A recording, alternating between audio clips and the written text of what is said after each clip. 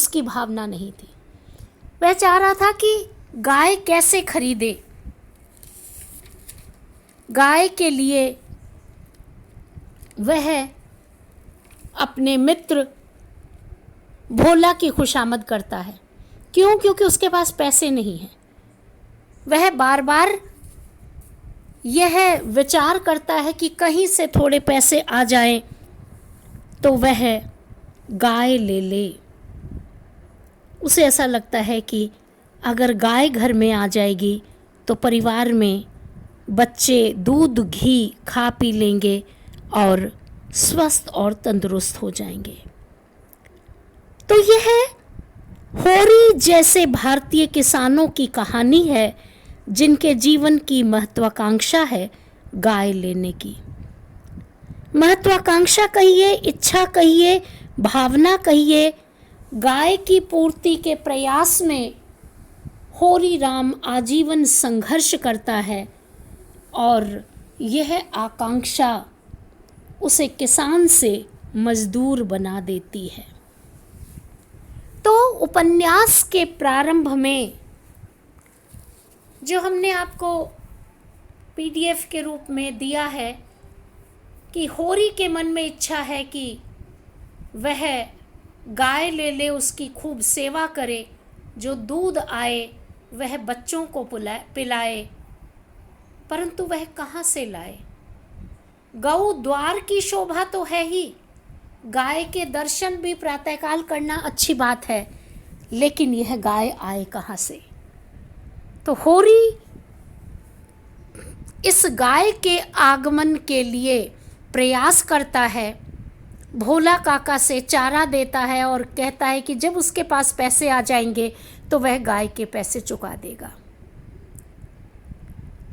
तो गाय की अभिलाषा रखना होरी जैसे किसान की चाहना भी है, जो एकदम सत्य है। तो यहाँ गाय को पालना, गाय की अभिलाषा रखना गोदान उपन्यास के शीर्षक का अभिधात्मक अर्थ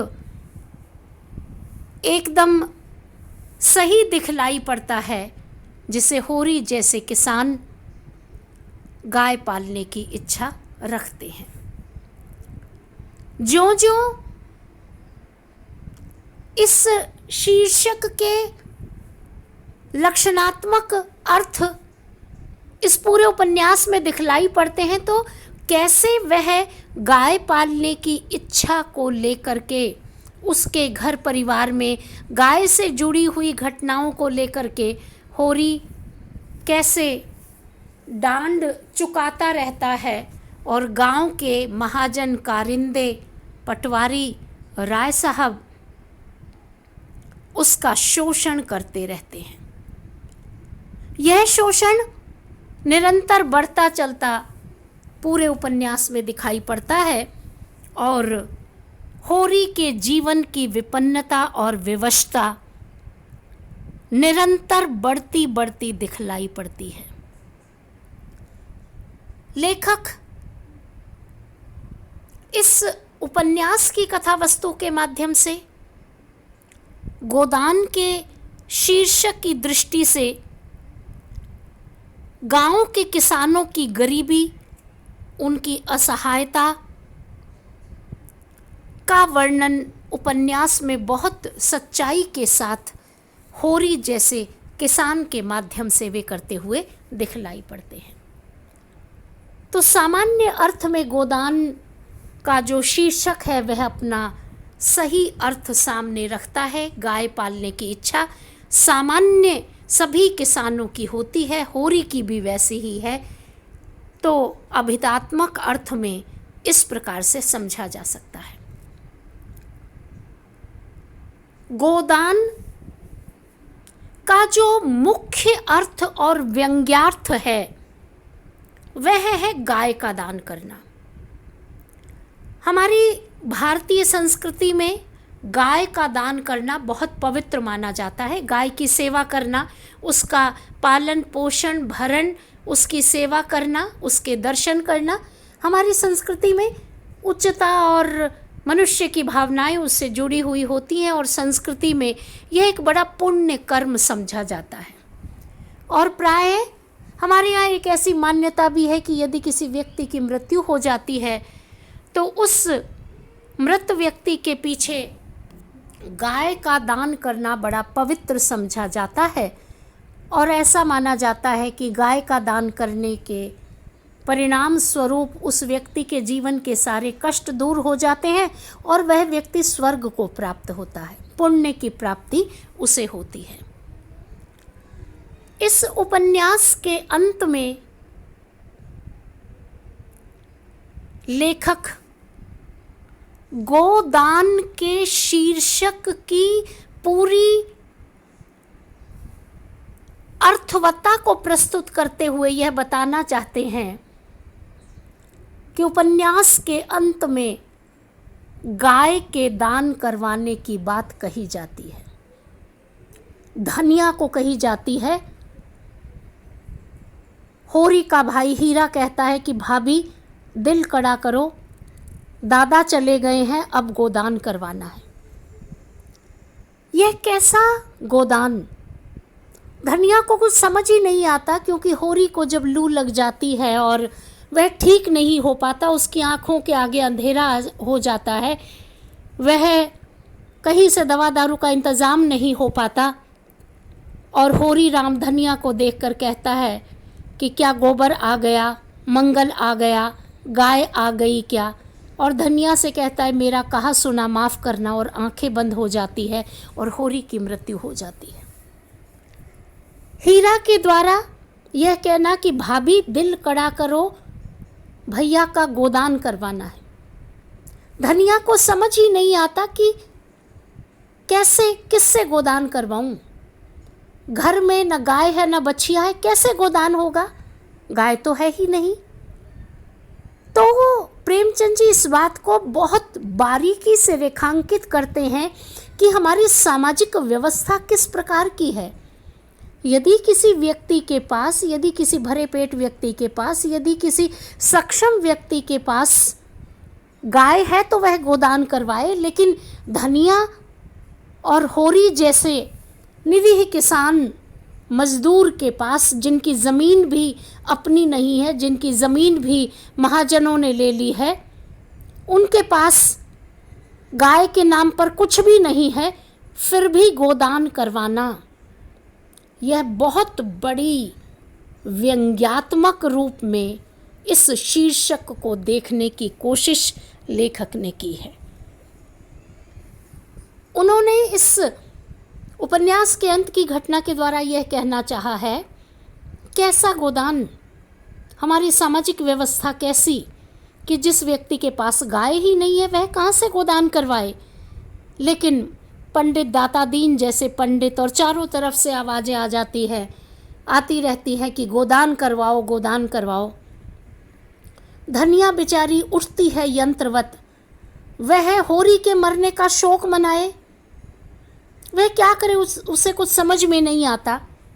होरी ने सूतली काट कर जो 3 आने रखे थे, उठती है, बर्तनों को टटोलती है, लाती है और होरी के हाथ पर वही पैसे रख करके गोदान करवाती है और पछाड़ खा करके गिर जाती है। यह जो अंतिम दृश्य है, जो बड़ा कारुणिक दृश्य है और जो किसान के जीवन की बहुत बड़ी सच्चाई है कि कैसा गोदान, क्या हमारी सामाजिक व्यवस्था, हमारी धार्मिक व्यवस्था ऐसी कि जिस व्यक्ति के पास गोदान हो वह करवाए तो ठीक है, लेकिन धनिया जैसी मजदूर किसान की पत्नी जिसके पास कुछ भी नहीं है और गाय का दान करवाना इतना ज़रूरी है, क्योंकि वे सारे पैसे पंडित के पास जाने हैं। पंडित उस समय आकर के खड़ा हुआ है, वह धनिया को सांत्वना दे, ये बहुत दूर की बात है। इस समय भी उसे गोदान करवाना ज़रूरी लगता है और किसी भी प्रकार से जो कुछ भी है गाय के नाम पर, गाय के दान के नाम पर, वह ग्रहण करे, वह खुद डकार जाए, वो सारा अपने पास रख ले।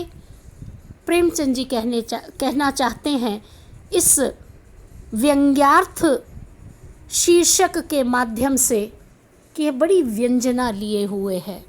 हमारी सामाजिक व्यवस्था की त्रुटियां तो देखिए, हमारी सामाजिक व्यवस्था की विडंबना भी तो देखिए कि पूंजीपति के पास और ज़्यादा धन, और जो होरी जैसा किसान है, यह पूरी सामाजिक व्यवस्था उसे किसान भी नहीं रहने देती, उसे मजदूर में तब्दील कर देती है।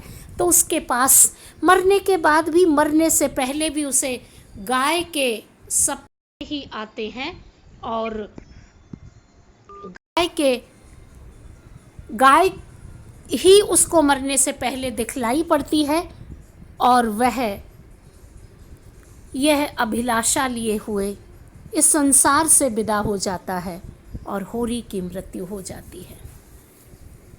तो जो गोदान शीर्षक की सार्थकता है, वह उपन्यास के अंत की घटना से बहुत नज़दीक से जुड़ा हुआ है, बहुत बारीकी से जुड़ा हुआ है, और बड़े कटु यथार्थ के रूप में सामने आता है।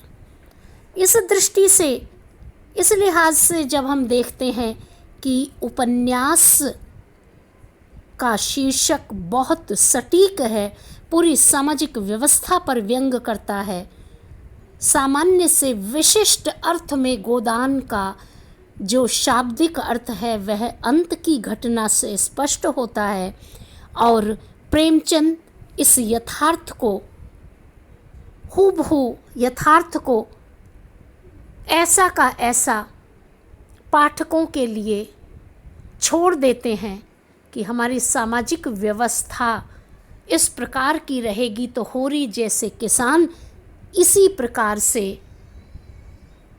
जितना जो कुछ भी है उसी से गोदान करवाएंगे, और हमारी धार्मिक मान्यताएं, हमारी धार्मिक अंधविश्वास, ये सारे हमारे जीवन में यूं ही चलते रहेंगे तो होरी जैसे किसान निरंतर शोषित होते रहेंगे, और शोषण का यह सिलसिला कभी भी ख़त्म नहीं हो पाएगा।